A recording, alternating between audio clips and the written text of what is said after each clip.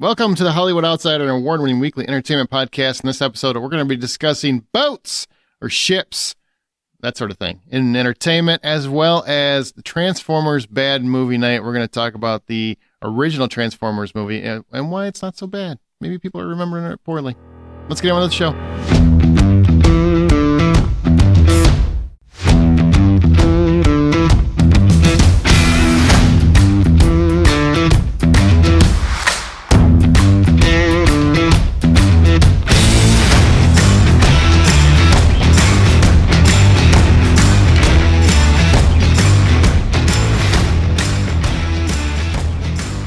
My name's Aaron Peterson. Joining me today, my fellow host, John Davenport.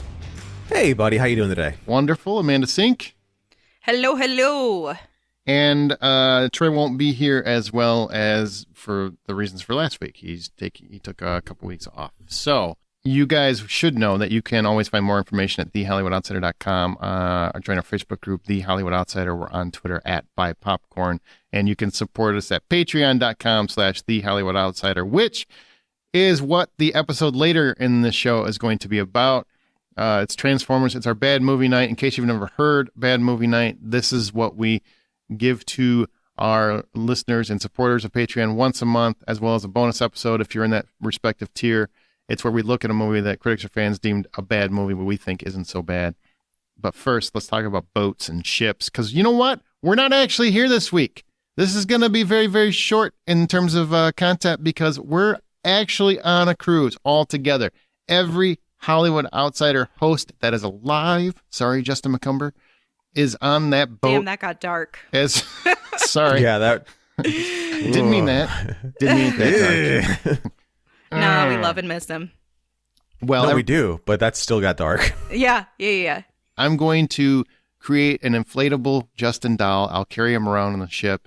It's getting weird. So we have his presence on the boat. It'll be like a life jacket that I carry with me.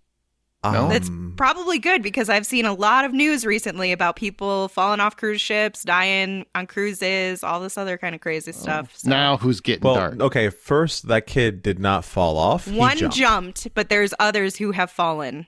I bet you there's a few that have been thrown. Probably. Pushed. Nudged. Amanda. Yeah, if you don't hear me again, I'm dead. Yeah, it wasn't me. Easy. It was probably John, but it was probably my fault, so... Right, she wasn't wearing the Justin McCumber inflatable life jacket. Inflatable life jacket. Wouldn't that be awesome? What it was. Wouldn't that be awesome? The inflatable life jacket. We walk around and Justin's on your back, because he was always on mine. Like, Justin would be having the biggest smile looking down from wherever it is he's looking, maybe the spaceship, knowing Justin, but he'd be looking down and he would be like, I am on Amanda's back. This makes me happy. Oh, he would, and he would find a way to try to get to the front. It was pervy and creepy. Let's move on. That was Justin. Well, I love him, but that was Justin. His inflatable hands are supporting you in the front. Oh my God. You know what? I'm not opposed to that, because you don't understand how heavy these things are. Okay. I get back to business. I'm out of here. Happening? Yeah. So anyway, myself, John, Amanda, Trey Heinrichs, Brian Williams, Scott Clark, we will all be on the cruise with many Hollywood Outsider listeners, as well as some family and friends. It's a big event this time. We have a lot of people going, and it should be pretty fun. I'm sorry, several Patreon supporters are going to be on there too, which is awesome. So it's a big love fest without any of the weirdness that John and Amanda just described. It's normal weirdness. The weirdness is going to be there, but it's just going to be on camera. But and probably long-time listeners that weren't able to come on the cruise are like, great, now you guys can stop talking about it. Right. There's that. I think what do we have? I think there's a total of 50, 60 people coming. I don't even know. Somewhere around number, there. something like that. Yeah. I really think that the next time we do this, we should do it maybe like a 4-day cruise, and then invite people to come and see how many people we can get. So we're going to have a quick topic discussion on boats and ships and entertainment, and then we're going to go ahead and let the Transformers Bad Movie Night roll. Are you guys excited for the new Transformers movie? It should be out by the time they hear this. I would not have seen it because I'll be on a boat, like I said. Right. I'm on a boat, motherfucker. I'm on a boat. The Lonely Island, for Yes. those of you Yes, who we aren't understood. Yeah, We understood. No, Okay. we knew. So back to Transformers. Excited? Not excited? Well, you know what? Apparently Amanda is not, and she's just being kind. I'm excited for it. Okay.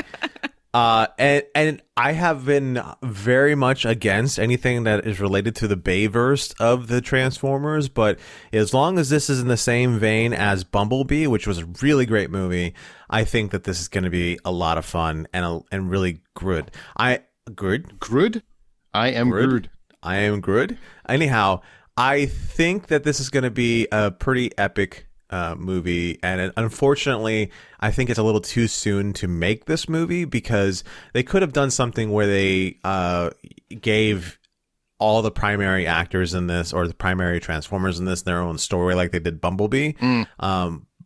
That might have been great, but that, again, Marvel's already done that, so it's also going to be frowned upon by a lot of people, or people are going to make the comparison right away. So we're going to have, and I'm only talking about what's already been in the trailers, but we're going to see the Maximals, which has Optimus Primal, and Optimus Primal is a very cool character, and we're going to see the rest of the Maximals with him. We're also going to see the, it doesn't seem like we're going to have the Terracons, and Oh my God, I didn't ask for the Predacons. play-by-play. I just want to know if you were looking forward to it. Are you Oh, looking forward to seeing go the cons that go are there listen and the to cons that aren't? Yeah, go listen to the summer movie preview if you want the whole breakdown. Just are you Okay, excited? fine. All right. Clearly he is. Clearly I am, but I'm just going to... Decepticons and again. Autobots and who gives a shit of cons, and yeah, I get it. Lots of those things. All right. John just got really nerdy, okay? He just got really Are nerdy. we side note, I started talking to somebody at the gym, and she goes, because we were talking about shoes and the different shoes, and I knew, like, whatever her problem was, I knew which shoe to point her to, and she's like, well, I get really numb toes. I'm like, well, you need to be in ultras if you're getting numb toes. Yeah, but then I'm also experiencing some not fibromyalgia, but Are we getting to any Plantar point anytime fasciitis? soon? plantar fasciitis. And I'm like, well, if you have plantar fasciitis, you want something that has a drop to it. So you want at least a 5mm drop. So that's topo. So you have the wide. What is the fucking point?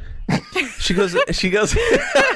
I don't know, but hold on. He's talking about plantar fasciitis, which I do have, so I'm kind of interested in hearing Oh what my the God. advice is.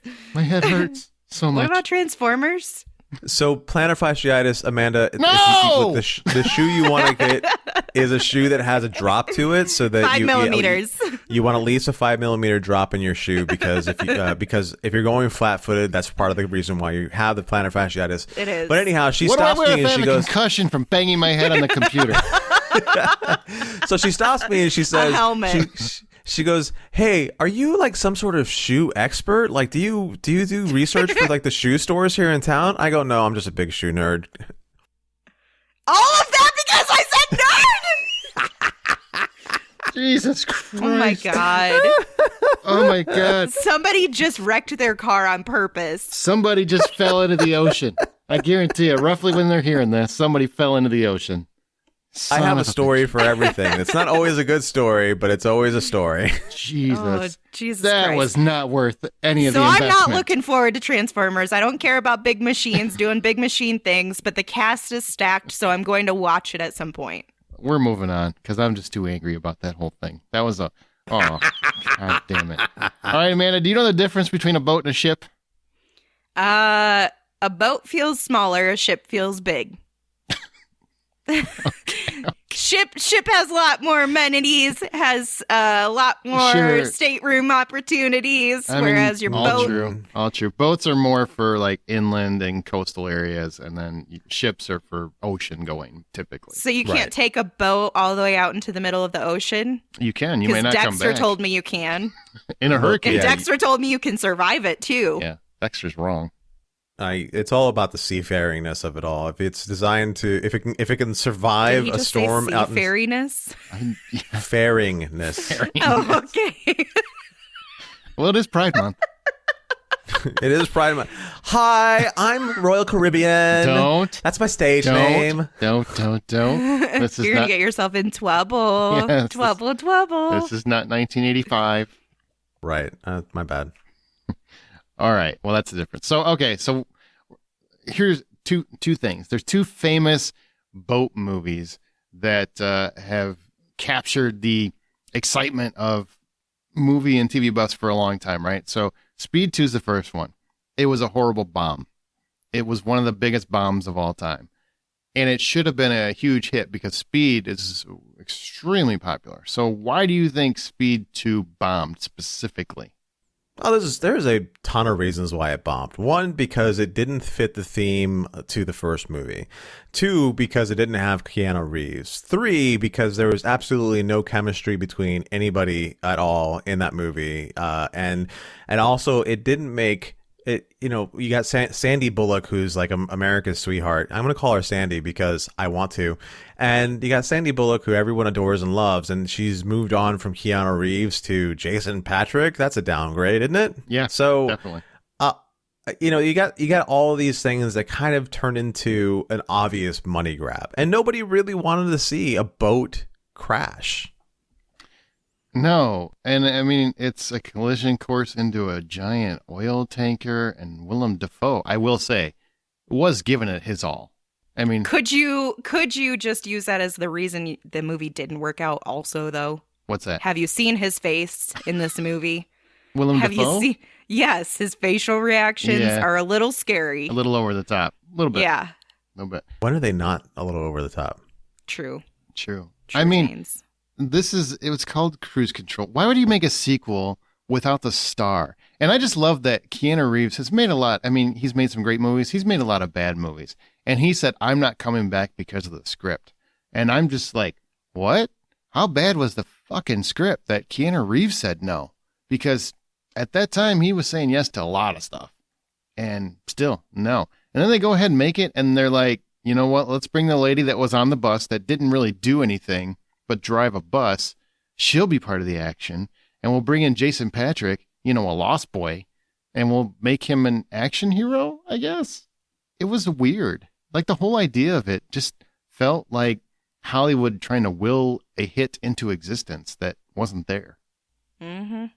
But I love that John called her Sandy, and if he wouldn't have said anything after, people who know Sandra would probably know that she goes by Sandy, and they would have thought that they were just pals. People could have thought you had an in, John. Yeah, nobody would ever believe that me and Sandy are pals. I sure didn't. Yeah. Yeah. In fact, I was like, you should stop calling her Sandy. Her name is Sandra to you. You don't get that. They would be like, does she have a restraining order against you? And I'd be like, yeah, she probably does. Just from calling her Sandy. I love the tagline on the poster was "Rush Hour hits the water." What? Ew. It makes no sense. It makes no sense. It's not good. No, it's not good. It's not good. It's just all tacky. Now flipping that, right? Let's flip that a little bit and kind of look at the most popular boat movie ever made, which is Titanic. So why did Titanic do so fantastically? Because if people don't remember, they were under the gun because the budget had ballooned to like $200 million. James Cameron famously wasn't getting paid because he forfeited his own salary because the budget had ballooned so much. They had recreated this whole crash, this whole boat and everything else. And, you know, basically it was supposed to be the most epic failure of all time and ended up being one of the biggest hits of all time, the biggest hit of all time for a long time. Amanda, what say you? Why did this one work? Well, I mean, you got Kate and Leo and their chemistry was off the charts. You had a little bit of nudity, right? Nobody's gonna say no to a little bit of nudity, but it was fun. It made you want to be on that ship while also giving you like the historical element to it and kind of showing you, oh, this did really actually happen where the ship did go down in the water. And they approached it not from the fear standpoint. It was all approached from love and from, you know, just trying to figure out what you want for your life and youthfulness and being forced into a marriage. And especially at that time, still I wouldn't say that women didn't have their rights. They still had rights, obviously, but still wasn't the same. It still wasn't the same, right, that it is today. No. And so seeing a woman who is kind of diverting from the path that she was forced onto and doing what she wanted to do, that's very freeing. I had somebody point this out to me not too long ago. And I thought it was an interesting just comparison. If you look at a cruise ship today, what do you see? You see a lot of people in bathing suits and swimsuits walking all over and everything else. But when Titanic collapsed, you would have seen them in complete dresses. That's a big change. I mean, and that was only like 100 years ago. Mm-hmm.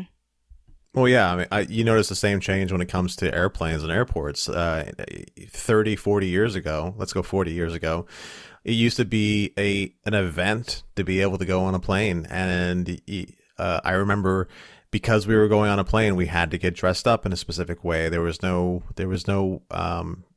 going on a plane in T-shirts and shorts or anything like that. It was a full-on shirt and and slacks and dress shoes, and those were the things that were necessary at least for my family. And it looked like everybody else on the plane kind of dressed the same way in the 80s.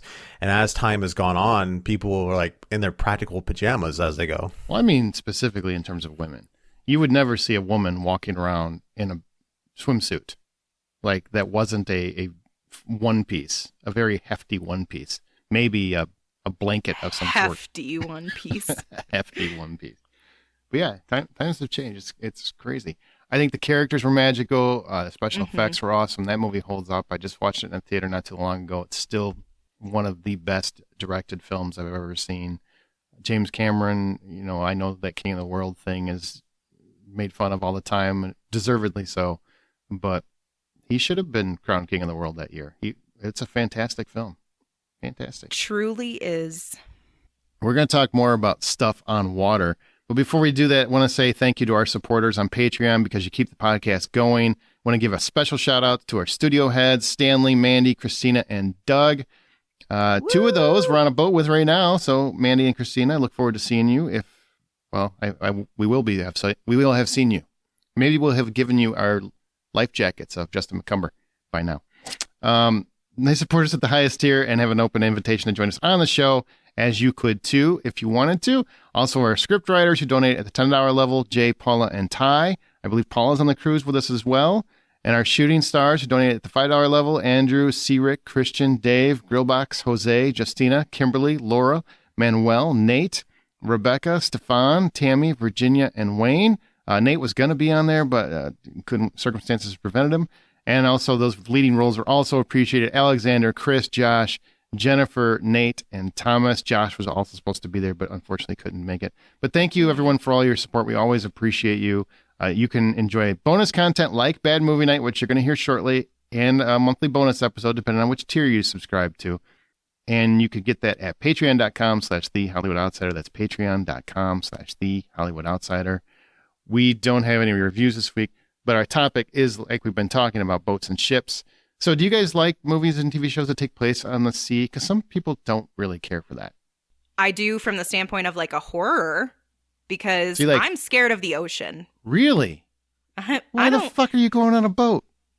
Because I'm going to be on the boat and then I'm going to be on the island. I'm not going to be in the middle of the water. Okay, fair enough. If I was swimming in the middle of the water, that would be different. If I fall off the cruise ship, things are going to be real bad, because you know what I'm going to do? Scream and flail around, and then the shark is definitely going to come eat me, because it's like, this is food. This is a fish. This is a fish flailing around, and it's ready for me to enjoy my dinner. Didn't you say you're doing like a snorkeling adventure? Dude, so let me tell you, the amount of YouTube videos I've been watching and the amount of research I've put into this to try to figure out what sharks are in this vicinity of where I'm going to be snorkeling, how deep we're going to be going, if there's barracudas around there. Like, I'm real scared, but they say to face your fears, so I'm doing it. I am going snorkeling. Ah, good for you. It's really magical. You it really say that. is magical. Here's a tip. Don't wear any jewelry. I'm not going to. No jewelry, nothing shiny, nothing. All the colors that I would normally wear, like neon, I'm not supposed to wear those. Don't bleed. So I have kind of, don't bleed. Yeah. Bleeding's important. Don't be on your period, which I can control for sure. I meant open wounds. That's what I meant, but same idea. Yeah. Use a tampon. But yeah, and we're kayaking to get to the snorkeling. So I'm going to be tired by the time I even get there. I'm sure they'll tow you. Will they? Yeah, it'll be like a movie kayak. Like 20 of them behind a boat. Just being pulled No, they along. said you have to be able to paddle the whole time. Uh-huh. I just don't know how long it is. I hope it's not far. You'll probably fall asleep. So. Damn, that's true. But anyway. I'm sure if she fell off the boat, we would be able to find her pretty quick because all we'd have to follow is the trail of shit and piss that she'd be leaving behind her as she's drifting because she's so goddamn scared. Yes. And the loud cries for help. That would definitely get to you guys. Is that a seagull? No, it's Amanda. Is that a seagull? So, Amanda, why are you so terrified of water? Just because you can't see underneath it? Actually, I'm a little more terrified when I can see underneath it. Really? But yeah, I'm just scared of everything that's in there. I don't like the fish that touch me, because I've had fish like touch my feet and my legs. I'm obviously very scared of like sharks and jellyfish. I'm scared of something happening to me. There's so many options that the universe could choose from to end my life in those moments. So I want to say I do think that Jaws, even though I didn't watch that movie like when it came out with the hysteria, it still is so terrifying for someone who watched it when they were younger and watched it as they were older too, because of the way it shapes your mind about what a shark attack would be like, even though none of that apparently statistically and like through science happens that way. But I still have it in my brain that a shark is going to pull me underwater, or it's going to bite through the boat and it's going to tip me over and it's going to eat me alive. So. Okay. So movies she enjoys them because she's scared of it. Got it. John, what about you? You know, I like the idea, the juxtaposition of these very tight places, these tight feeling areas, these tight shots that force you to focus on the character. And then whenever they show you the vast amount of sea that's out there, it suddenly feels huge. So it's kind of like, if they do it correctly, it's kind of like you're watching the screen breathe in front of you, and you get this rhythm about how they're telling the story. So that's the stuff that I like when it comes to TV shows and movies that take place overseas. But also there's also the mystery behind it all. What is out there? You know, what's under the water?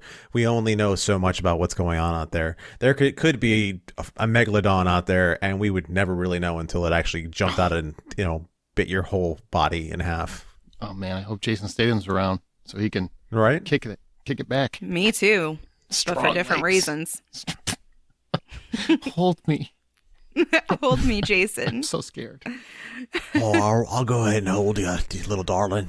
I don't know. Ooh, I don't know what that was. Why is he Matthew McConaughey? I don't know. It's a weird analogy. I like things that happen in the sea as long as there's things happening on the sea. You know what I mean? What? I don't like when they're just drifting. I don't like movies where they're just drifting. Open water is one where people are just out there drifting. That's not really a ship, but they're in open water. And it's an okay movie, but after a while, I'm like, all right, I need land. I need people walking around. I need something standing. So those isolated locations like that just get a little cumbersome for me. But I enjoy them. There's a lot of movies that have done that very well, like H571 and things like that. Hunt for Red October, those kinds of movies where they've made Crimson Tide. It's another great one where they've made it really about what happens in the boat, not so much what happens outside of it. And that is a fascinating endeavor. But I do agree, I get terrified when I can't see underneath the water. If I can see it, like I'm in the Caribbean, I'm not so worried about it. I'll probably see the shark as he bites me. So that's better. I'll see it coming. Yeah. I mean, so I'll know, well, shit, I'm about to lose that leg. And honestly, I'm probably going to do it on my own at this point. The many injuries I've had. So I might as well get a new one, get a robotic one. But when I can't see it, all I think about are things like the Meg. And I think everything is the Meg. I think a catfish is the Meg. Everything is the Meg to me. It's just a gigantic beast that wants to eat everything about me. And, you know, and apparently they're just hanging out in my general vicinity. It's terrifying. Can we also talk about the fact that we're all just swimming around in someone else's fecal matter? Stop. Like there is so much piss and shit that we're just wadding in. The other thing that nobody tells you about in these movies about the ocean is just how bad it's going to be if you get any of that water in your eye. And you can't rub your eye because your hands are wet, and then you get more salt in them. Sure. And it's not a good time, but everybody looks like they're just having a great time. Their hair looks beautiful. Their face is fine. Nobody has like redness all over. Blake Lively, I want to understand how you went looking that good with all of that water in your eyes. Yeah, Blake Lively. She's not human. She is not. She is not human. She is not. The Shallows, that was a great movie. Mm-hmm. That was great. Also, it is a nice combination just to be able to get pink eye. It just like, here's a pink eye infection. Because now I'm stuck thinking about how you. Well, I'm stuck about thinking about how you were going on about the poop and the pee and all that stuff. And I'm like, all right, well, now I'm thinking about that because I never really did before, because I always figured the ocean has its own great filtering system for its own, thing. It's there's always something out there to eat it. But what happens when it hasn't eaten it? Not to mention the ocean has turned into a landfill, quite literally. So we're just swimming in a dumpster full of people's old garbage, animals that can pee eat and you, poo. Yeah. and pee and poop. Yeah, so it's a really great time, very romantic. There's crabs in the sand. Nobody told me about that in the movies. That's why we need boats and ships so we can stay out of the water. That's exactly why, Aaron. That is exactly why. Oh my God. You're making me hate the ocean. Like, seriously. I'm real sorry. Seriously. Yeah, is there anything else you can take the fun out of? Seriously, even in the Navy, they didn't have this class in the Navy. We didn't have a discussion about all the poo and pee that was out there, and now I'm really focused on it. Now it's like a big thing. Yeah. And you're a germaphobe, so yeah, have fun with that. But I mean, I know the salt is what really kind of cleans it, so to speak. I mean, salt it's a natural cleaner to a degree. So that I don't know. If I go to clean my house, I'm not using salt. I'm using vinegar. Maybe that's what's in your disinfectant and your cleaning supplies. Maybe there's a lot of salt in it. Maybe. Or chlorine. Sodium. Don't you love the idea that we just, at some point, humans said, we really need to swim in water, but we need the water to be the same water every year, so we need to invent a chemical that will kill whatever grows in that water? Am I the only person I don't know if you mean that or not. I mean it. I'm serious. Like, somebody at one point invented chlorine, and it's basically that water it stays that water forever, and you just keep throwing chemicals in it to make it good water. Is it really good if it's just chemicals? Yeah, think about that. Well, now I don't want to get a pool. See? Don't go to the ocean. Don't go in a pool. Stay on land forever. Nah, I love water. I'm a little mermaid. There's another. Obviously not if you're afraid to go in the ocean. I'm a pool mermaid. I'm a pool mermaid. Pool. All right. Pool maid? Close enough. What was the most awe-inspiring entertainment moment on a ship or a boat, and the most terrifying? John, you go first. This is going to be low-hanging fruit, but the most awe-inspiring was being able to see the Titanic set sail for the first time, and it look exactly like it looked to those people at that time. So you have that vastness, even though there's like that the Titanic as far as the size it was then versus like the size of seafaring vessels today, it's tiny, but back then it was something that was amazing, and it felt that way to the people who were watching it. Now, as far as like the most terrifying, same movie. It's the Titanic going down, because it was unless you got onto one of the boats, inescapable disaster as far as what happened to those people. And when you hear that guy go, ping, or he's falling down, he just goes, oh ping. Yeah. Oh. He right off the railing, just pinged himself right off the railing. It just, there's a lot of that whole scene that just is bothersome as far as somebody who, I'm okay with the ocean, I enjoy the ocean, but if I know that I'm about to fall into a column of air, because that's what happens, it's not necessarily the boat sinking, it's the fact that with all the bubbles that are coming up from the sinking boat, you just keep falling with it. It's not like you'll be in water, you'll just keep falling with it because the air bubbles will start pushing you down. You need to get away from the boat before it really sinks, like as fast as possible. Before you get pulled down with it, yeah. I would, since you started with and ended with Titanic, I'm going to piggyback, because my most awe-inspiring moment is the sinking, just because they captured every look and feel of that. I mean, it's like, what, an hour 45 minutes of just constant going through what everyone on that boat went through. And especially when you have that topside down view, that is just probably one of the best shots in film history. And it's just a fantastic representation. And then you're out there in the ocean with them. And of course, Rose doesn't share the fucking door. But that's a whole nother story of murder that should be a true crime documentary, even though it's fake. Then for terrifying, I don't say it's low hanging fruit. It affected me deeply. It's the Jaws when the boat is sinking and Jaws gets on the boat and is eating Quinn. Now, for whatever reason, that's the only part of the movie that really terrified me. Except, well, no, you know what? Yeah, well, that would be it. But close number 2 is where Jaws is the guy. His boat flips over in the marina or whatever, and then you see him trying to get back on the boat, and then the Jaws is right under the water and snatches him.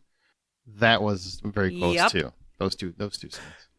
Yeah, I mean both those scenes you're describing. One of them is this is a fish. It doesn't belong on this boat, and it feels like cheating that it's on the boat. It did. You know, it very much did. And then the other one you're describing is okay. The guy's about to make it. Oh, no, you didn't. Mm-hmm. Oh, and that. Oh man, that's such a beautiful shot too. Just seeing the mouth wide open, and you know exactly what's happening, but you don't actually see it. You just can feel it in every nook and cranny of your body. Ugh. And the thing with Quinn, I don't know why it scared me so much. I think it was just because I assumed this guy was going to make it.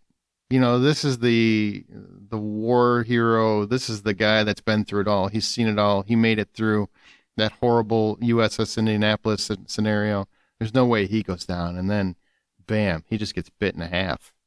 Just ouch. Yeah, that's crazy.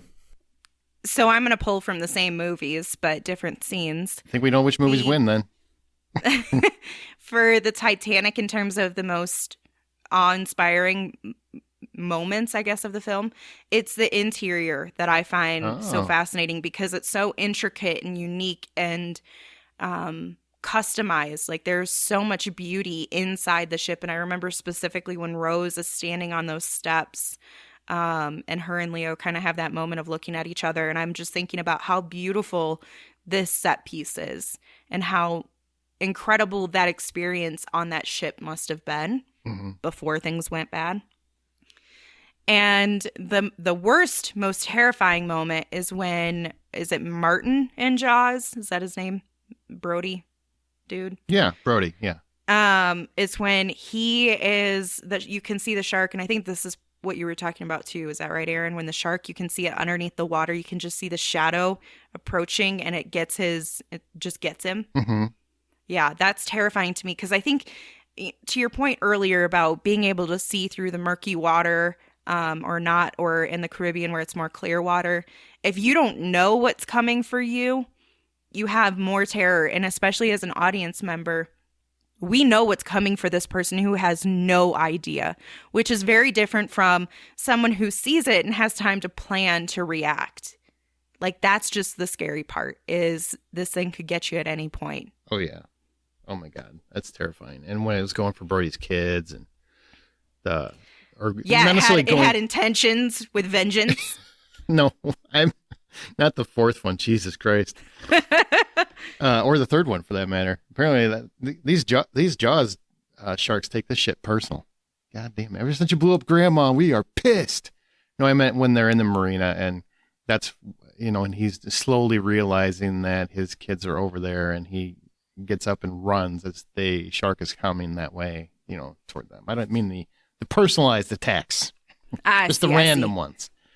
You want to know a fun fact that I found out since you brought up the megalodon? Oh, God. This news just came out on May 31st. They found a megalodon tooth necklace with the sunken Titanic. So that means that the megalodon doesn't mean that they were there necessarily during Titanic, but someone had a necklace of their tooth, which means, I don't know, couldn't have been that long before. 150 years, even if we're being generous, feels like too soon. I bet you Jason Statham has that same necklace. I'm just saying that scan that news came out about it. That's scary to me. So any other like favorite moments, boats and ships on TV? I mean, the biggest one I can think of is, does this count as a boat and ship moment when Sam Jackson gets eaten by the shark in Deep Blue Sea? I mean, it's kind of a sub, right? No, not really. No, I don't think that counts. Okay, well, everything Johnny Depp does in Pirates of the Caribbean. How about that? It totally makes the Caribbean and being pirates seem Fun. a lot of fun. Yeah. You know, We don't have scurvy. It's great. I mean, his teeth aren't the greatest in the movie, but it does look like it's very cool to be a pirate, even though we all know that was a bad idea. And there's treasure, like you get to go on a scavenger hunt. Like that sounds like a fun time. There's romance. Right. Oh, these two very, very pretty people are going to be okay and be together. Right. Not a single one of them has a venereal disease. That's so cute. Aaron, I know you saw 47 Meters Down. John, did you see that one? It was I did not see that one. Years ago. There's a scene in that movie where it starts to pan down the whole 47 meters. Mm-hmm. And that moment terrified the shit out of me because I'm somebody who does not have that knowledge set of depth perception. And so for me, I'm like, I don't know how 47 meters down could be 3 inches for all I know. And when you see how shockingly deep it is, and then you see the darkness as everything, you go lower and lower and things get darker and darker, that was such an incredible shot that they had in there. Wasn't that like half a football field? Don't ask me. I don't know. It feels a lot longer when it's an ocean, man. Right. Well, you know, you start losing the ability to freely breathe, and yeah, I get that totally. Yeah. You know, it's not a movie or a traditional TV show per se, but Deadliest Catch, for whatever reason, I really enjoyed watching that. You know, you got these guys in a reality show who are doing the whole ice fisherman thing up in Alaska, and that always felt pretty intense when it came to what they were doing, especially when they're trying to fish through a storm. I'm like, how are you guys even filming this crazy crap? The water is up above the boat. How are you not crapping yourself? That's all I gotta say. It's a good question. Yeah. That's a good moment too. I want to mention The African Queen. If you've never seen it, the Humphrey Bogart movie. It's probably one of the few Humphrey Bogart movies where he's smiling a lot. You know, he's not looking solemn. He's drunk. Yeah, he might be. Yeah, very much. Absolutely, I could see that. And I feel like classic movies don't really get mentioned enough. Lifeboat is one of the rare exceptions to people trapped on a boat where I enjoy that concept. Poseidon Adventure, if you want a big disaster movie on a boat. Das Boot, obviously, is a classic. Moby Dick. Under Siege. Ship. What'd you say? Oh, yeah. I said Ghost Ship. Ghost Ship, sure. Under Siege, you know, because that's a good one. Steven Seagal, that's when he was fun. Dead Calm, that's one that never gets talked about. That's a great movie. You remember Dead Calm? Anybody ever seen Dead Calm? Hum me a few bars of that one. Dead Calm is the one with Mr. Cruise's ex-wife. Does this help? Nicole Kidman? Sam Neill's on it? Okay, yes. I know which one this is. Yes. Okay. Because that was one where they're on a boat and there's a tragedy that happens and they're stuck at sea, and then there's a stranger that gets on the boat and it's Billy Zane. So you know shit's going south, right? If you've seen Titanic, you just know it's gonna happen. Right. But it's a great film, and more people should see that one too. Captain Ron. God, Captain Ron. Oh, you're welcome. Kurt Russell. God bless you. I recently rewatched that one, and it holds up. I thought that was such a fun movie. Stupid, but fun. Another one that makes me a little scared of the ocean is Deep Blue Sea. That's a fun one, though. That's a fun movie, though. I have a hard time saying I was scared of anything. I mean, they ate Sam Jackson in the middle of a speech. That's good. Exactly. I mean, my hand's like a shark fin, yo. LL Cool J was pretty funny in that. What was this? What's this animal? Was it a monkey? What was it? It was a parrot. It's a parrot. That's right. I knew he had an animal, and I couldn't remember what the animal was. Yeah, it was a parrot. A parrot that cursed at everything. Yeah. That's funny. I mean, we could mention Waterworld, but why? Why? That movie's... I actually kind of like that one. You would. Of course you would. I really kind of enjoy A it. marvel of artistry in your world. Okay, guys. Well, you know what? We're going to leave you. I think we've talked about boats and ships as much as you'd like to hear, but we're going to leave you with a little taste of what you can get on Patreon. If you want to support us, please. It really does help the show and keeps us going. Patreon.com/The Hollywood Outsider. This is Bad Movie Night, where I believe it's John and Troy and myself talk about Transformers. Troy is not a fan of that movie, and we really fight with him quite a bit on this. So enjoy. Spoiler alert. Oh, sorry. It's the tease, right? It's the tease. But we talk about that movie, and especially why is Michael Bay obsessed with teenage girls? It's weird. Oh my God, that's also true. It's a thing. But a lot of people love hearing Aaron and Troy spar. That is true. That is incentivizing. Well, there you go. We'll find out if that's true here in a minute. So here's a sample. You can find a ton of episodes. There are over like 60 or 70 episodes in Patreon now. I think actually we might be at 80 that are in there of Bad Movie Night. So there's a lot. That's a whole nother podcast you can listen to if you want to, just by signing up at patreon.com. So that's The Hollywood Outsider. Thanks, everybody, for being here. Thanks, Amanda and John, for being here. Thank you for having us. He said thanks, Amanda, because I don't show up enough. He was like, thanks for actually making your presence known. I didn't say it, but you did, and that counts. So, I knew what you were saying. Thanks for, being on time. Gracing us with your presence. I wasn't exactly on time, but I did show up. Oh, you weren't on time? that's what he meant. Can we go? Let's let these people enjoy this. Come on, here you go. Here's some Transformers. Enjoy. Are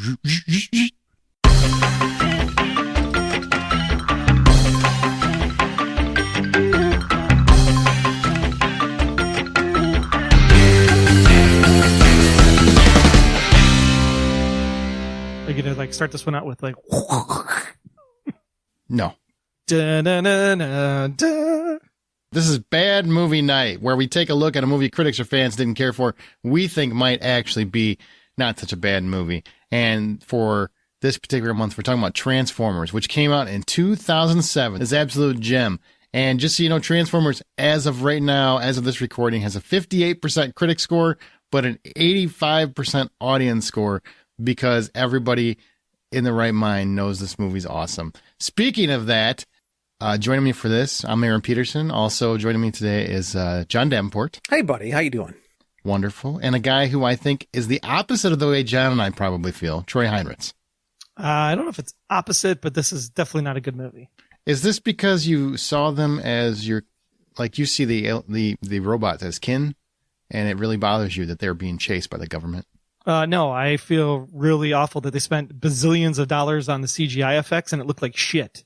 You were out of your fucking mind.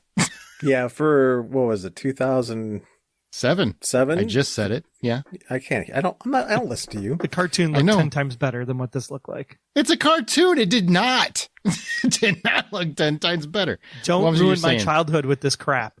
John, you're a visual artist. What do you say? How were the effects for 2007? I thought they were phenomenal. I think for 2007, the effects on this are actually pretty phenomenal. It's not until the later movies where they start getting really weird about the effects, but in this one, it was everything I could have asked for out of Transformers. When I was watching it again, what was it, 15 years later, I might have some issues with it, but it's been 15 years. So, okay. It took Prime a half an hour to transform. It took everybody a half an hour to transform, it never really made sense. Okay, now you're going to get me going. It never really made sense as to they transform sometimes and it's super slow and it takes can I come back? You want me to come back? Cause it looks like it's changing. Or they need to fight and it's 2 seconds. Why doesn't it make sense? Why doesn't it it's either super fast or super slow and there's no in between on the whole transforming bit until they get to I'm going to transform halfway only because I need to be able to use a hand in card mode. And the first time, every time you see the first robot transform, it always takes longer. Yes. And I'm I get you're trying to make an introduction, but on the same token, at this point, if I'm any of these people, I would have ran screaming in terror. I would have gotten away. I, who, though I run slow, I would have been able to get away. I would have stumbled away. Yeah. I would have slowly crept away. I think Aaron would have tripped over 3 branches, broken an ankle, and still gotten away. Definitely. It takes so long. Oh my God. It was an Optimus Prime. His took forever. His and was, it doesn't even turn into the classic Peterbilt flat cab. They use the alternative, which isn't really even Prime. It's like Prime's brother in the design. To be honest, I'm not that gonna Peterbilt's a much sweeter truck. yeah. So you can't really complain about it. You can't use that one because it looks better. That truck looks better. It's a nicer truck. It's a nice Pete. It's sweet. Yeah, but the Blue Flame concept was not Optimus Prime. It was like Prime's brother. Oh my God. This is like a nerd thing. So you two both watched the animated. I watched them, but I really play with the toys more. And I just thought it was cool that they made cars that can become robots. That was pretty I still bitchin'. play with the toy. I have the Lego set in my hand that I just purchased. And you know what? It is It's not not a the Lego 2007 version Optimus Prime. It is the original 1980s version Optimus Prime because it is the superior version of Optimus Prime. So basically, you just have to have everything exactly like your childhood had it. That was the whole point of releasing these movies, wasn't it? To get me to go to the theater, someone that enjoyed the original. It did, didn't it? I went to the first one and I never saw the rest. What? I can't really fault you there. Yeah. So They were super hit or miss after the first one. it was like this. Was it Star Trek, where it's like every other one was good? Yeah, pretty much. It's pretty wild. Actually, I think I only liked 3 of them, of all of them, if I include Bumblebee. The other ones I tolerated. Which basically Bumblebee doesn't count. Yeah, it doesn't. But that's a really sweet movie. Like Bumblebee is a really good. Oh no, movie, it's I the thought. best of any Bumblebee is the Transformer best movie one. ever I made. saw Bumblebee because Bumblebee is awesome. Yeah, Bumblebee is the best one ever made. It's just a different universe from the one we're accustomed to. I think this is a good movie, though. Like, I legitimately think this is a good film. I'm sorry you didn't get a fucking stripe or whatever the hell you were looking for on the side of your truck, but I still felt like this is a good movie. Aside from Michael Bay's very, very uncomfortable nature of making it sexual to be around teenage girls, he's got a thing with that that's really kind of weird, and I don't get it. I mean, I get it. I got it when I was 14. I don't get it. You weren't even 14 when this movie came out. No, I'm saying when I was 14, I understood why he would film these things. But now as a grown-ass man with kids, I'm like, Michael Bay, you're kind of a pervy director. You're a little bit of a perv director. I mean, he's got John Turturro basically, I don't know, trying to be sexy to Megan Fox, who's supposed to be a teenage girl. He's like, she's a rebel. She's hot. Rebels are hot or whatever. I'm like, you're like a 45-year-old man and you got this teenage girl in the back of your car. That's fucking weird. That's just weird in context. Yeah, it's training bra. The way, there's only 2 types of women. There's the super sexy woman, or there's a comic relief woman in Michael Bay movies. There's no in between. Whenever you see a Michael Bay movie, as soon as you leave the theater, you have to go to IMDb and check the actress's age to make sure that she was legal when you saw whatever scene she was in. Yeah, that's what I'm saying. It's a pervy director. Yeah, here's a hint. Megan Fox wasn't legal when this was filmed. She was too. She was 20 years old. No, she wasn't. She was 17. When was it filmed? Because she was born in 86. It was filmed. It was filmed, I assume, in 2006 because it came out in 2007. That's 20. I don't know where math works in your world, but hold on one second, because I remember her being much younger. It would have been 2 years prior, probably because of CGI. She was 20. So she was probably like 20. She was probably 19, but she was definitely of age. I stand corrected. She was 20. Yeah, I know. I understand how math works. I'm glad you're coming around, though. Next, we'll work on calculus. I'm not very good at that one, though. So. Yeah, neither is Michael Bay, because I don't understand how a giant freaking cube gets transformed into a small little sugar cube to put in a pocket. Well, it wasn't care. a small That one was little pretty sugar cool. cube, but I get your point. Yeah, I concede your point. It was pretty neat. But back to the perviness. And then you go to the other movies, and every successive movie, there's like a young girl where she's a little too sexy and supposed to be very, very young. And then Mark Wahlberg is like dealing with some 20-year-old dating a 16-year-old. I don't remember that. Like, it's just a lot of creepy stuff that I don't understand why he's so obsessed with. But anyway, here's a description of what this movie's about, if you care. The fate of humanity is at stake when 2 races of robots, the good Autobots and the villainous Decepticons, bring their war to Earth in search of and in defense of the Allspark. The robots have the ability to change into different mechanical objects as they seek the key to ultimate power. Like I said, the Allspark. Only a human teen, Sam Witwicky, played by Shia LaBeouf, can save the world from total destruction, as well as Michaela, his soon-to-be girlfriend, played by Megan Fox. And a bunch of other people. Bernie Mac shows up, John Turturro, Anthony Anderson, back when all he did was scream. That was his job title, I think, in every movie he was in back then. come in, scream a lot, leave. So, I can't believe that I'm here right now. you can duck down if you want. I mean, it won't hurt my feelings. No. I didn't mean here with you. I just meant here, like, in this situation. Oh. This same situation that I'm always in, because I don't know, I guess I just have a weakness for hot guys, for tight abs and really big arms. Big arms? Well, there's a couple new additions in the car. Like, I just put in that light there. And that disco ball. So the light reflects off the disco ball. Yeah.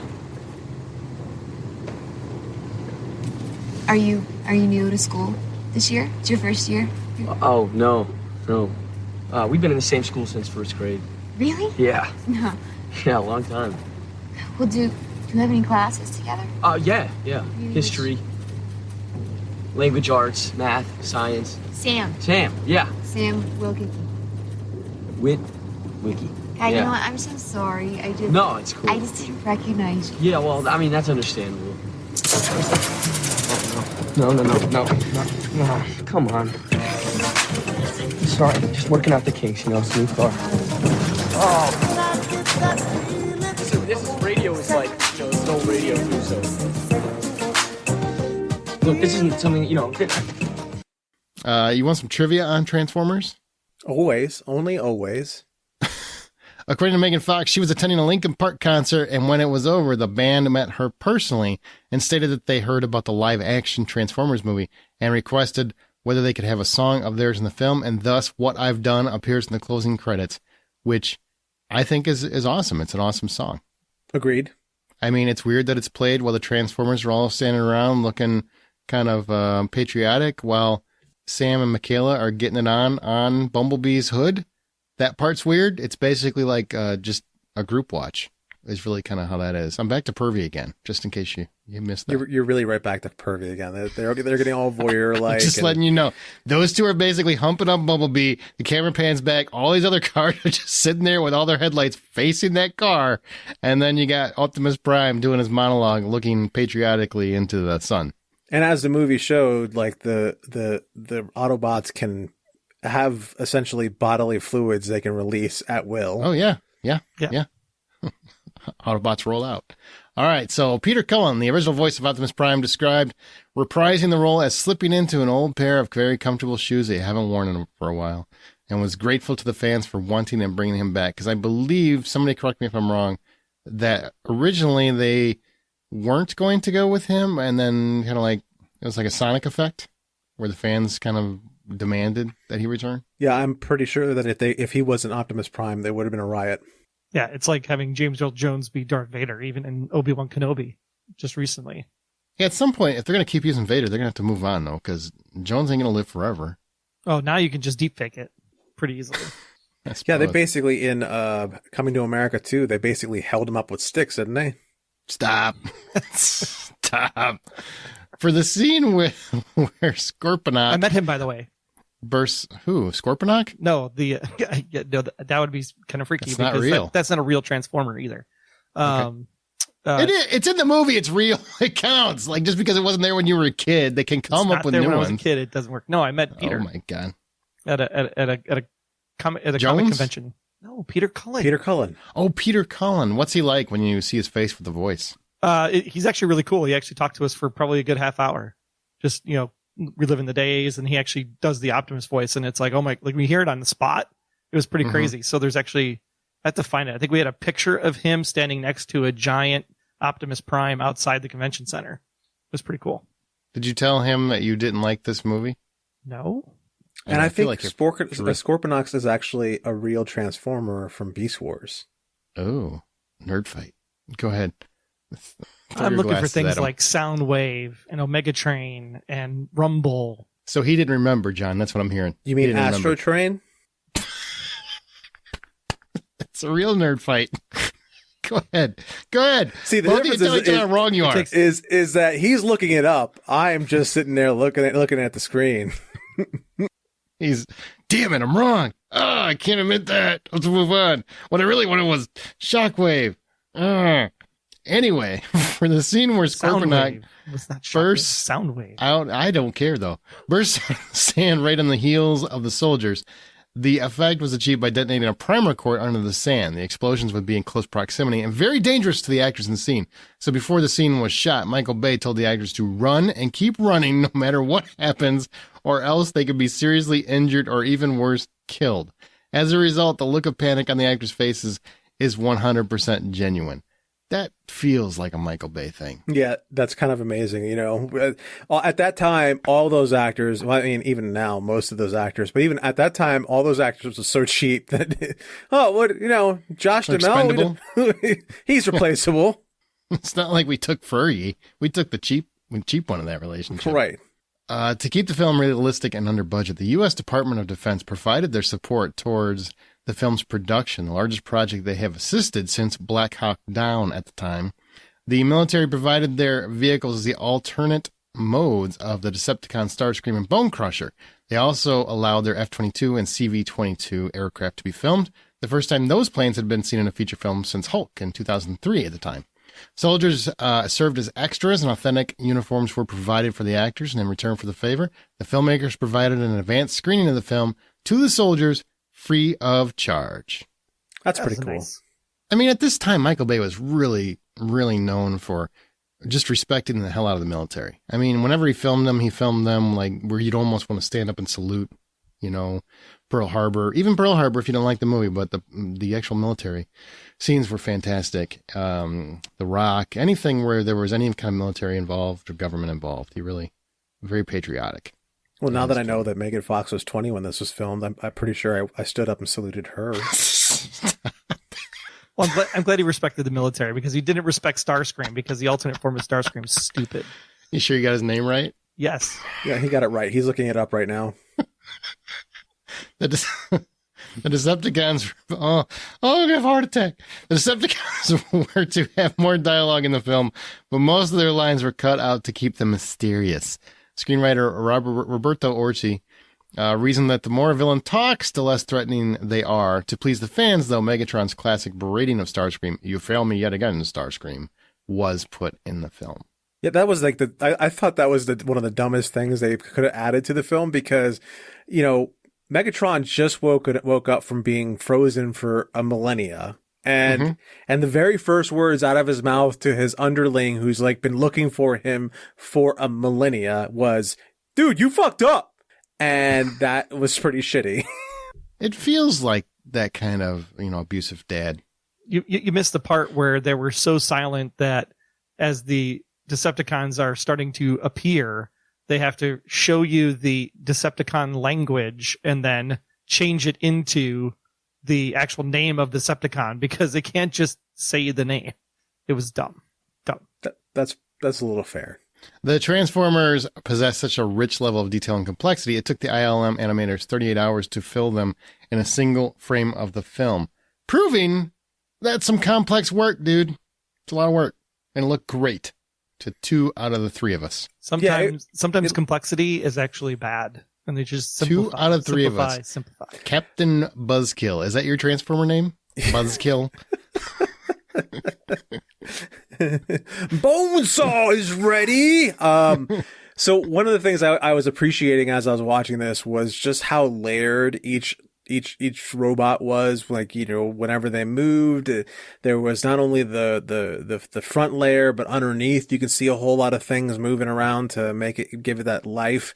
The one part where it drove me a little bit nuts was like around their mouths, which again, one thing that just drives me nuts about this is Optimus Prime's gorilla lips. Like, I don't know why he had to have those, but okay. Just give him the face shield the whole time. That would have been perfect.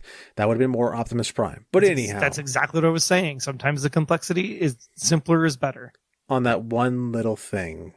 Dude, right. Optimus Prime's face shield versus whatever lip movement mouth thing that they had is just about as bad as the caterpillar on Henry Cavill. I saw this movie with a ton of Transformers fans. Everybody loved this design. I don't know why you hate it so much. I really don't. I'm trying to be fair too. I don't get why you don't like it. I think it looks cool. I mean, granted, it's 15 years old, so there's newer stuff that looks cooler. It's not, but you're talking like it's Scorpion King, like The Rock showed up as Optimus Prime. It wasn't Optimus Prime for me. He really wanted that stripe or whatever the hell it was. Fire. Was it fire? Or you wanted the flame gone? What was it? It just wasn't enough red. It's a red cab. I get what you're saying about the old school front flat face, Peterbilt, whatever it was. All those words you used. I like this design because... It's a cab over. Huh? It's a cab over. Cab over? Okay. I like this design a bit more because as this design transforms out, it will naturally be a bigger robot versus the cab over. The cab over won't be as big of a robot. Technically speaking, the cab over was supposed to be 30 meters tall, and the one that they actually have was actually 27 meters tall. That's why they went with the cab over in the cartoon to make it look taller. 20 feet. 20 feet. One was 32 feet and one was 20 feet. I actually have that as trivia. Ah. There you go. Wait, which one was taller than Aaron? The larger Peterbilt truck was chosen to make Prime taller because the test design showed that a cab over can only disguise a 20-foot robot. So the larger Peterbilt could disguise a 32-foot robot. That's the impression, which is weird. And this will actually agree with Troy. I don't know why the hell that matters, because you just had a box that was 6,000 feet tall and it, eventually got into a guy's pocket. So maybe we're overthinking this, ILM. I don't know. Somebody's overthinking it. Somebody. Lastly, Michael Bay originally wanted an Apple iPod for Simmons' demonstration in the Allspark chamber, but Apple CEO Steve Jobs objected to the use of one of his products, and a Nokia cell phone was used instead. Either way, it would have looked like garbage 15 years later. That's because the Allspark branded a Decepticon instead of an Autobot. If it was an Autobot, Steve might have thought, hey, you know what? It's a good guy. Is that why? That's really what you think it is? Sure. Just make it up facts as you go. Yeah. All right. So you two are a fan of the animated series, obviously. So how does this compare overall for you as fans? For me, I think that it didn't do enough of connecting the Autobots with the humans. Like there's a reason why the cartoon series worked, and it was because of the dad and his son working together with Optimus Prime and the Autobots, and it gave it the heart that it needed for the show. And I think that in here, it's just the Autobots were very much like, we just need the glasses. Give me the glasses. Where's the game glasses? Come on, hurry up. Give me the glasses. There's like no human connection. I think there was even a line in there at one point, like, why do we even need the humans? And I think that just takes away from what the original concept was that these Autobots and Decepticons were stuck on Earth in the cartoon series, and they needed enough energy to get back to Cybertron. So they had to figure out a way to coexist and make sure that they didn't actually do damage to the Earth. And I think that was missed in this whole concept of if this Allspark was this life-giving energy creation, thing that basically creates the universe, like there should have been more connection in that and how we actually would work to save the planet rather than destroy the planet, because there's just destruction, which is obviously Michael Bay's calling card. At the time when this was released, I really enjoyed it. I enjoyed it because I was able to get essentially Rock'em Sock'em robots on the screen, and it was just a lot of fun. And at the time, I really just wanted to be able to have fun, enjoy looking at my Transformers and seeing what Michael Bay was doing. As a more evolved or ancient human being now, and I rewatch this, I find myself like thinking, you know what, they had it right when they did Bumblebee, because they went so much smaller with Bumblebee and they focused on one character. And I want to, one character having a bond with a human that takes him through his adventure. I do want to see something more like that instead of these overwhelming epics that the Transformer movies were, where you had to follow 15 different robots, 2 different people, some girl and running around practically in her panties for some reason that doesn't make any sense, all these different things. Whereas something smaller, a little bit more evolved, a little bit more appreciative of the heart and story would be nicer. However, at the time when this came out, I really did like it, and it was a lot of fun. Okay, then. I watched the series, but again, it was just the toys. I was really excited that my toys were a movie and it looked really cool, and I had a ton of nostalgia and it was fun. So I had a lot of fun. And I had fun with, seeing the success of movies, even if I didn't like them. The second one I absolutely hated, thought it was just freaking horrible, and still had a good time going to the theater to see it because, you went with a group of people that love Transformers. And then Mark Wahlberg showed up and it started getting weird. So It was like 3 down the road before. Actually, it was like the 4th one. Mark Wahlberg shows up in, isn't it? Yeah, it was fourth and fifth is when Wahlberg was there. Yeah. Now, just as a movie, if you can, Troy, take the nostalgia factor out of it. Does this first one work as a movie, especially when you look back on it 15 years later? I mean, it's got the parts, right? Thing lands on Earth, people come to Earth, people fight over thing on Earth, military gets involved, humans save the day, blah, blah, blah. So, I mean, the story tracks from that perspective, but the dialogue is just all over the place. I mean, it's almost like watching it on 2x speed sometimes, and I felt like the scenes going from scene to scene were really choppy, plus the really creepy scene when they're in the back of the government car that we were talking about a little bit earlier. I didn't feel the dialogue of the Autobots was especially crisp compared to like what you've seen before from like the cartoon. And then the fact that the Decepticons didn't talk at all, and just them not talking made them less menacing and less evil, in my opinion. And I really disliked the little creepy, tiny, scaly spider robot that is running around the entire movie, trying to like break into things and hack into things and fall down Hoover Dam and still be able to walk afterwards. Like that thing was just annoying on the screen the entire time it was there. So from that perspective, it's just, I mean, it's a fun, like, go eat your popcorn, throw your brain away at the door kind of movie, but at the end, it's not really well put together, to be honest. What about you, Jen, if you take your nostalgia out of it? Well, I mean, I think I answered it a little prematurely in the last question, but when I take my nostalgia out of it, I find that there are some problems with the dialogue. I don't like how cringy some of the parts are. As I mentioned before, if you're a woman in one of these movies, you're either a sex symbol or you're the butt of a joke. There's no in between on those things. And yet nearly every single guy has their moment of being awesome. The Wiki dad has his moment of being cool. Sam has 15 other different moments of like being able to be quippy and hysterical, and or just say whatever kind of crazy nonsense that Shia LaBeouf can throw out in like 2 seconds. And then you've got everybody else beyond that. Even what's his face? Him. Angelina Jolie's dad. John Voight. John Voight. Even John Voight. Not even a recognizable actor anymore to you. He's like, that's Angelina Jolie's dad. Even he had some really good moments, and but yet if you're Sam's mom, like, you're the butt of a joke. If you're any other woman, you're just there as a hood ornament. So I mean, those sorts of things kind of bother me. But I think. I'm pretty sure, at least from the stuff that I've seen recently from Michael Bay, he's grown out of that unnecessary sex symbol thing about him from the 90s that he kept for way too long. So yeah, the female cryptographer is actually probably one of the better characters in the entire movie because she actually sounds intelligent, understands what's going on, actually gives a little bit more heart to the story, if you will. And then it has to be sexy as hell. Has to be sexy as hell. I mean, yeah, granted, she wasn't bad to look at, but she at least seemed like she actually could act and deliver lines and actually fit into where she was actually fitting into the story. I wasn't listening to a word she said. Shit. I think Megan Fox did a great job. It's just like, why do they have to be sex symbols? It's just a Michael Bay thing, and it's just kind of weird. The whole scene where they're in the bedroom, it's Sam's private time, and are you up here jerking off? Are you up here masturbating? What a weird scene when you know this is going to be like a family movie. I mean, Transformers feels like a family movie. So even if you're trying to adult it up a little bit and get it a little edgier, that's still, it's such a completely unnecessary. And I think he was going for, this would be really funny. And it's kind of funny, but man, it's really cringy. It's just, it's really cringy. There was a lot of those like, make this awkward so that the cool guy that doesn't ever get the girl, is just that much harder to get the girl. There was a lot of that, and it was really not well done. Oh, there's a ton of it. They're like, whoa, why don't you come up here and sit on my lap because we share a seatbelt. That line was actually, I thought, pretty good. So ridiculous.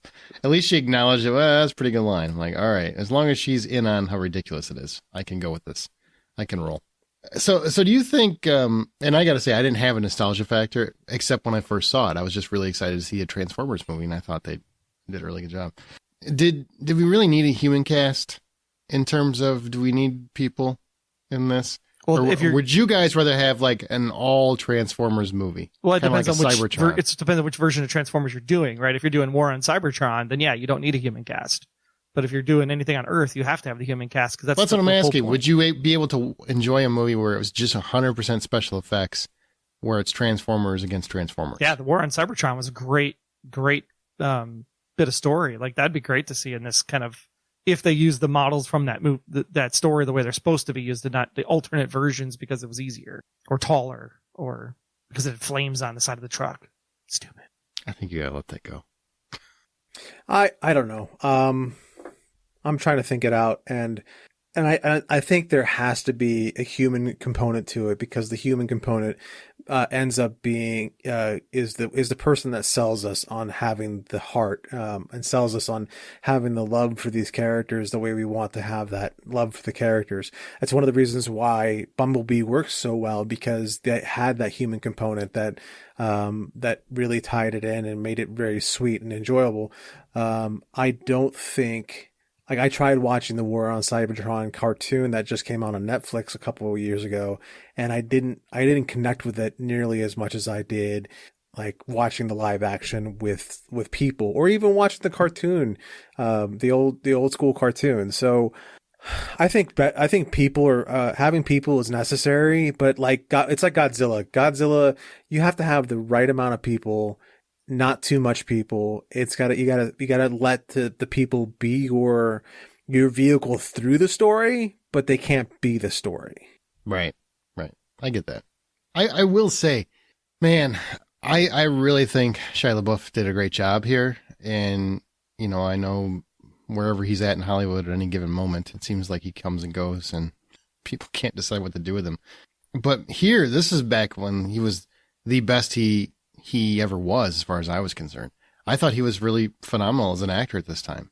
I mean, he just had a really natural chemistry with everyone on screen. He was instantly relatable. He felt like the kind of guy you'd want to know, you know, or that you would hang out with, you know, and just honestly really always felt genuine in these movies. He was just a very, very talented actor. So, you know, having him in there, I think was excellent casting, because they could have went with some musclehead, or they could have went with somebody that was super popular, but they went with Shia LaBeouf, and I think he did a great job in this. I agree with that totally, wholeheartedly. Like he makes what these movies kind of fun, and even the relationship he has with his parents is so sweet and it is fun. very sweet, yeah. And you know the relationship he develops with everyone except for his friend. What was his friend's name? Tyler. Tyler was it? Get out of the tree, Tyler. Get out of the tree. Get out of the tree. And then he leaves him on the side of the road for Michaela.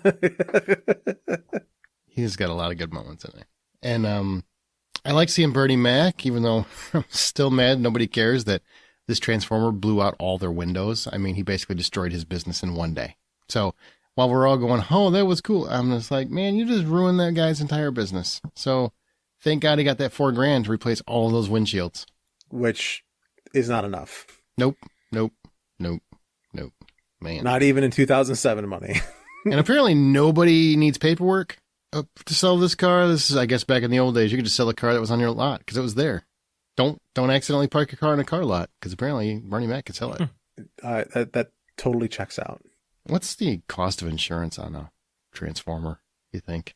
Is that before or after it gets the paint job in the tunnel? That's a good question. That was a sweet ass. Was it a Camaro? Is that what it was? Yeah, totally a Camaro. That, Yeah. you know, I gotta admit, Transformers is what reignited my love for Camaros. You know, I had forgotten how much I loved Camaros growing up, and then to see this new Camaro with Transformers come out, I was so obsessed with Camaros. My wife, the year this came out, she rented for my birthday. She rented me the brand new Camaro to drive around for my birthday, and it was a pretty fun day. So yeah, I love that car. Did it I don't sound like that? Did it make that sound? Did it sound like that? Oh yeah. Oh. It was badass, and I loved every little bit about driving that car. I would never own one today, but you know, they could have got me. All right. So what makes this movie notable? Why do people still enjoy it that aren't Troy? Positives. What do you like about this? I can tell you, I thought it moves at a clip. It never felt slow. The pacing was good. There's always something moving and going on, even if I think the plot is the dumbest thing I've ever heard of. So I think pacing wise, it's beautifully shot. Yeah, the cinematography is always something that you can enjoy with Michael Bay. Like he's always finding new and interesting ways of shooting things to make it more impactful and more of a, like, you can take movie scenes out of his movies and turn them into wall paintings and things, and you'll be just fine as far as decoration goes in your house. There's a lot of that has something good for it. The Autobots they did choose for the story. They chose all the like the starter Autobots. You had Ironhide, starter bots. Yeah, it's like a starter pack. Yeah. Yeah, you had Ironhide, Bumblebee, Ratchet, Jazz, and Optimus Prime. Those 5 were the first 5 that you spent most of the time with in the cartoons. So it made the most sense. Why they had to like make up fake Decepticons for this whole thing, I don't know, but I can't expect them to get everything right. As my exact issue was that you got the Decepticons, like Megatron doesn't even look like Megatron. Starscream uses the alternate form, which looks stupid. And the fact that you never had Soundwave and you had some other thing becoming a boombox was just like sacrilegious, to my opinion. Well, Soundwave shows up in the second one, I think. Yeah, he's in the. I think it was the second one. Is it the second or the third one? It's one of those two for sure. He shows up with, and he's actually a satellite in one of those two. And you actually get Shockwave also. You get Shockwave in the third one, I think it is. And Megatron looked more like Galvatron than he did Megatron, which is even in the way that he used his weapons, that was more Galvatron than anything else. And so, all that is a little bit frustrating, but at the same time, it's easier to do this versus, a giant 30-foot tall robot turning into a handgun. That didn't make any sense. So you can't do that. Yeah. So you're going to have to do something a little bit different. So Galvatron would have made more sense. Or there's now in the newer cartoons where Megatron turns into a tank. Mm. It couldn't have reduced down in size to a handgun. They reduced a giant cube into a sugar cube. So, the Allspark has the ability to reduce the size of stuff. There's only so much that people were willing to accept. So they can accept a cube going into something that small. They can't accept a 30-foot tall robot turning into bite size. I don't know. The movie is fun. That's what makes it notable. It's definitely fun. I love the way that the Autobots completely destroy the yard because the step on the fountain, the tear up the grass, all over the place, all that good stuff. There's definitely some like good one-liners in this, and of course Megan Fox is easy on the eyes. So there's that. Troy, do you still have that Lego Optimus Prime? I do. Next to you? Can you hold it up in front of the camera? I know it's a podcast, but we'll describe it. Can you hold it up in front of the camera? Can you point where on that Lego the doll hurt you? Is it in the butt? Are you Samuel James Witwicky, descendant of Archibald Witwicky? Yeah. My name is Optimus Prime. We are autonomous robotic organisms from the planet Cybertron. But you can call us Autobots for short. Autobots. What's cracking, little bitches? My first lieutenant. Designation Jazz. This looks like a cool place to kick it. What is that? How do you learn to talk like that? We've learned Earth's languages through the World Wide Web. My weapons specialist, Ironhide. You feeling lucky, punk? Easy, Ironhide. Just kidding. I just wanted to show him my cannons. Our medical officer, Ratchet. The boy's pheromone levels suggest he wants to mate with the female. You already know your guardian, Bumblebee. Bumblebee. Check on the rep. Yep, second and none. So you're my guardian, huh? His vocal processes were damaged in battle. I'm still working on them. Why are you here? We are here looking for the Allspark, and we must find it before Megatron. All right, what doesn't work about the movie? We already talked about the special effects, so what doesn't work? I'll tell you what I think doesn't work, and that is the plot. The Allspark it's a MacGuffin. Okay, that happens. but just everything that has to do with the plot, the frickin' glasses are such a stupid plot. It's a national piece. treasure throw. It kinda, I guess, but it's just dumb. It's like it's illogical, completely illogical. And I'm saying for a Transformers movie, the plot is illogical. It's hard for me to swallow any of the plot. John Turturro is good, but he's also, I feel like he's in a different movie. I feel like he's not even in the movie he's in. Oh yeah, absolutely different movie. It's like, do you think you're in a Coen Brothers movie right now? Because that's how I feel like you think you are. And yeah, so that's what I think doesn't work. As much as I like Turturro, I think his character doesn't really work. It's way too goofy and off for this movie, and the plot is idiotic. I think the plot suffers from the concept of they were trying to plan ahead for a trilogy or quadrilogy or whatever you want to call it. Infinite. Yeah. So I think that was rather than focusing on what worked originally, which was they came to Earth and they needed energy in order to get back home, which, when you think about, Hollywood always wanting to send a message, there could have been very easily a way that you could have tied into, the oil reserves and, why oil is such a bad thing. And that's what drew these alien robots here in the first place was our oil. And if we could switch to natural gas or wind power, we wouldn't have this problem. And, there could have been just a lot better story tie-ins that you could have done, global warming issues, things of that nature. All could have been better stories than the Allspark, a giant cube that basically gave life to the universe. Yeah, I mean, now that you mentioned it, they could have done something along the lines of like Megatron's been on the planet and he's part of this shadow conspiracy to just milk the planet for as much energy as it possibly can. So you've got factories that are working overtime and power plants working overtime, and every single fossil fuel in the world is just being burnt to shit. And it's only because like the Decepticons find it faster to be able to pull energy from that versus being able to pull from more whatever the reason is, more sustainable energy sources. So, and it's just because they want to be able to collect energy to go back to Cybertron. They could have done any number of things that would have made for a little bit more of an interesting story, but this is Michael Bay. He doesn't want interesting. He just wants to be able to flash some tit and just blow shit up. Have robots beat the crap out of each other. I think Aaron's making a note of that. Yeah, I'm making a note of that. Making an absolute note of that. All right, so where do you stand on this whole series as a whole? I mean, just if you look past the first movie, when you look at it as a whole, where do you stand in this series? What I found funny is Steven Spielberg once told Michael Bay that he made a mistake by doing so many of these that it actually hurt his career. And I think he's right. I 100% think he's right, because I feel like too. If he would have left after 3 movies, I feel like people would still be synonymous with excitement over the Michael Bay name. And now I don't think there's that. When he has a movie come out, it's just another director.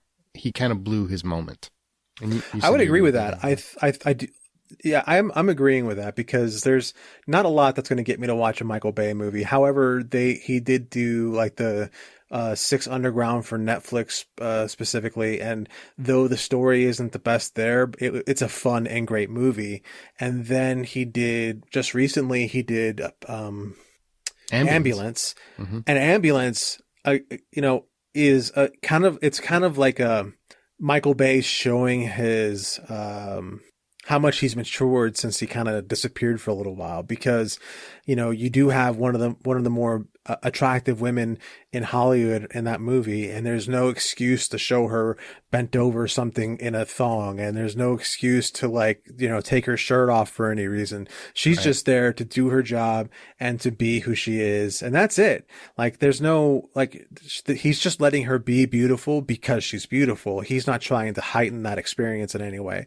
And then the way he used newer techniques of capturing motion by using a lot of drone footage. I know exactly who the pilot for the drone was who shot all of those. His name's drone pilots all have especially for FPV, have all their little pirate nicknames they call themselves. And that pilot his name is Captain Vanover. And he was because he flies over ambulance vans. No. So but I thought it was very cool seeing the way that they were using that technique of of capturing footage. So I like seeing that this new side of Michael Bay. But again, it's not. I didn't watch it because I didn't run to the theater to watch it because I'm like, oh, I need to go see a Michael Bay movie. I just waited until it was available and I watched it for free. So yeah, I think probably the problem with these movies is that it's kind of like the prequel movies for Star Wars in that it was heavily relied on CGI. It was done at a time where maybe the CGI wasn't quite ready for it yet at that point in time, where practical effects would have been better as much as possible. So I think from that perspective, it suffers because it's just not as crisp and clean as it could have been if you would have done it, say, now. I think that's partly the reason why, like, when you think like all the remake stuff that's been going on, right? Ghostbusters is coming back and pulling back from the 1980s and pulling all that stuff forward. There's a reason why a live action Thundercats hasn't happened yet. I think a live action Thundercats would be amazing. You gotta say ho every time somebody says Thundercats. It's just the way it goes. And then you just realize that there were a bunch of cats running around chasing a red dot when the call sign went up in the sky. Dun, dun, dun, dun, dun. But I think that would be, if you were to try to do Thundercats in like the early aughts versus doing Thundercats now, then you actually be better off. When you have things like Avatar coming out again, in Christmas, you'd have a much better chance of a Thundercats movie being successful today because they don't have assholes added into them later on. As far as the way I stand on the series as a whole, going back to answering your actual question, the thing about the series as a whole is, you mentioned it before, it's very much that Star Trek effect where the first one's good, the next one's not that great, the one after that, all right, that was pretty good, the one after that, it's not at all great, and then the one after that, we might enjoy that, and then the one after that, burn it with fire, it must die. I think if I'm following your numbers, actually that fire one was Bumblebee, and that was a good movie. So no, the fire one was the one with the English robot and the hot rod that spoke with Hot Rod that spoke with a French accent, and not even like a cool French like accent, but more like Gerard Depardieu kind of French accent, which feels like a Michael Bay kind of accent because it's pervy. Right. I don't know why Hot Rod had to sound like a moron. I'm not saying that French people sound like morons, but trust me, Hot Rod sounded like a moron. I like the series. Made 5 of these? No, they made 5 of these plus Bumblebee. They made 6 of these. Yeah, and then the 6th one, Bumblebee was fantastic. It was really good. It was the most Amblin of them, where it reminded you of like Amblin movies from the 80s, I think is and then there's the new movie that's coming next year. Yeah, there's a new one coming. Yep, there's a new one coming. Wait, what? Rise of the Beast? Yeah, there's another. If Rise of the Beast is going to be all about like the Dinobots and stuff, like I'm No, it's going to be Beast Wars. Oh, is it going to be Beast Wars? That's the only reason why they would use Rise of the Beast. Does Michael Bay have anything to do with it? No, he's out. Okay. He's out. I'm kind of excited. All right. Well, when we're talking about a bad movie, it's easy to trash it. So many podcasts that focus on bad movies love to mockingly throw out 5-star reviews. So we always want to turn it into a positive. So take everything you did like about this movie and give us your tailored 5-star review. Troy, this is going to be hardest for you, so go ahead. Aerodynamic, curves for days, can get you going from 0 to 60 in 2 seconds flat. There's definitely more than meets the eye, as this movie will transform the way you feel about Megan Fox. 5 stars. Sam's private time. Apparently Troy's private time with that doll. Apparently. How many times did you check this movie for car repair tips? Huh? How many times did you check your own oil there, Troy? Dun, dun, dun, dun, dun. I wear my seatbelt all the time. All right, so it's Michael Bay.